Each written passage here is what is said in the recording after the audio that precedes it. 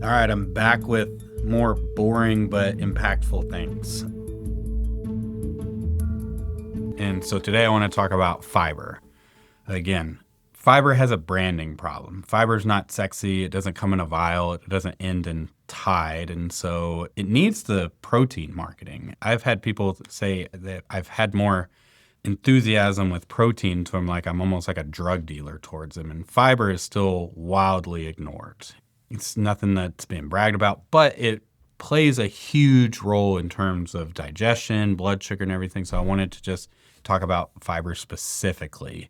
And so, what are the benefits of fiber? It plays a direct role in blood sugar control, appetite, gut health, inflammation, long term metabolic disease, and reduces colon cancer risk. And some patients can improve insulin resistance, appetite control, and cholesterol without even changing their calories, just by increasing fiber. So no new supplements, no fancy hacks, no suffering. And so hopefully by the end of the video, you understand why fiber quietly controls systems people try and hack with medications and supplements. So what is fiber? Fiber is a carbohydrate your body cannot digest. Instead of being absorbed, it just moves through your gut and interacts with digestion speed, gut bacteria, hormone signaling, and that is the benefit. It's not a fuel, but it is a regulator. And so there's two types, and they're both pretty impactful. So there's soluble fiber, which dissolves in water and forms a gel. This slows digestion and glucose absorption, and insoluble fiber. And this adds bulk and improves gut motility. Both matter, and diversity matters more than perfection. If your fiber source comes from 5 food total, your gut bacteria are bored. And diversifying it, getting more colors on your plate are going to help with various amounts of prebiotics and postbiotics, and going to just overall stimulate the gut microbiome overall. Additionally, fiber slows gastric emptying, so that means slower glucose absorption, smaller blood sugar spikes, lower insulin demand. And so for insulin resistance and prediabetes, this is foundational physiology. It's not a biohack. Also, it helps with appetite control. Whenever I'm telling people all the time, work with these meds, GLP-1s, make you more full, protein, fiber, and fluids all work synergistically with that. So we're always asking, how much protein are you getting? If you're getting enough, how much fiber you're getting. Fiber increases satiety hormones like GLP-1 and peptide YY. These hormones reduce hunger, prolong fullness, and this is why the higher fiber diets reduce spontaneous calorie intake without intentional restriction. Your brain feels done eating instead of negotiating with the pantry at 9 p.m. And so I was talking about with the prebiotics, postbiotics, everything. Fiber feeds these gut bacteria, and these bacteria produce short-chain fatty acids and especially butyrate. Butyrate improves gut barrier integrity, reduces inflammation, improves insulin sensitivity. And so this is metabolic health and immune health overlapping. Low fiber intake is associated with chronic low-grade inflammation, which worsens insulin resistance, fat storage, joint pain, and cardiovascular risk. Fiber can help calm the system. And additionally, fiber can help improve your lipid profile. Soluble fiber binds the bile acids in the gut, and the liver can then use the cholesterol to make more bile. And so that's how fiber lowers LDL cholesterol naturally. It's not magic, again, just physiology. And so we also want you to be regular. You want a regular digestion system. And so fiber is going to improve bowel regularity.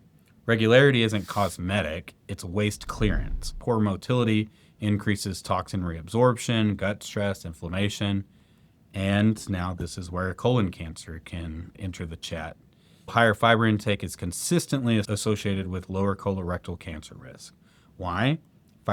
Faster transit time equals less exposure of the colon to carcinogens. Healthier gut bacteria equal less inflammation. Better stool bulk equals improved clearance.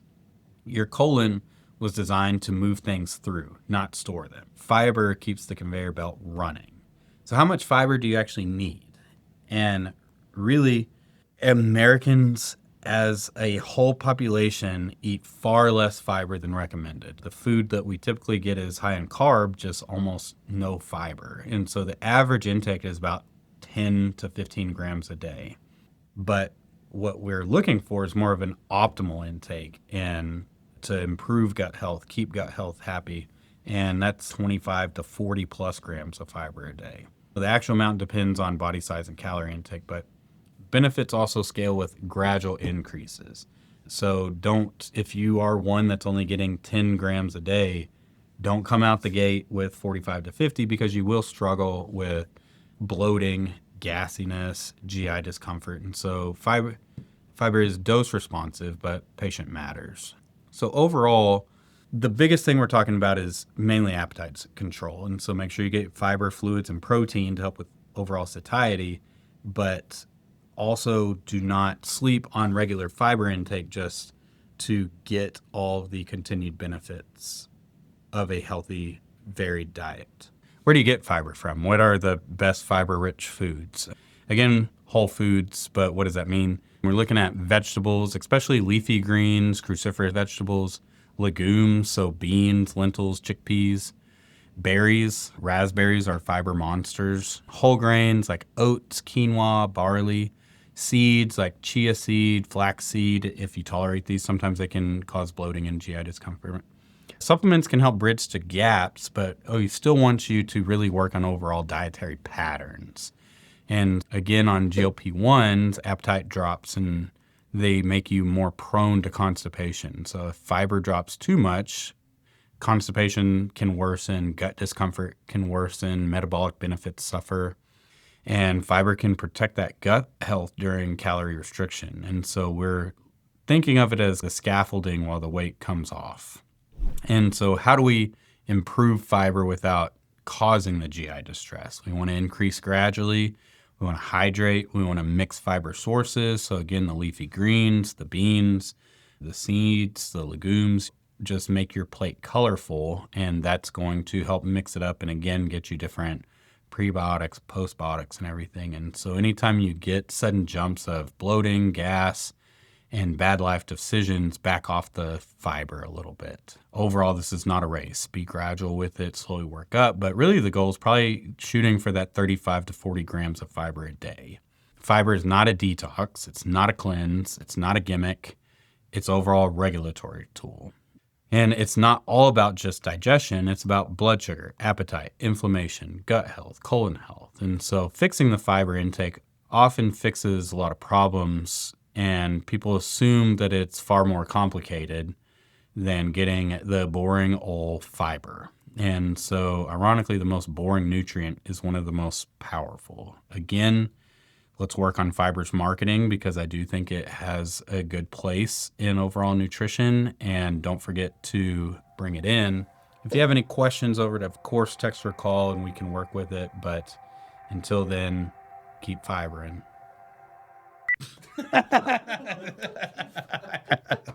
That's just the dumbest sign off ever.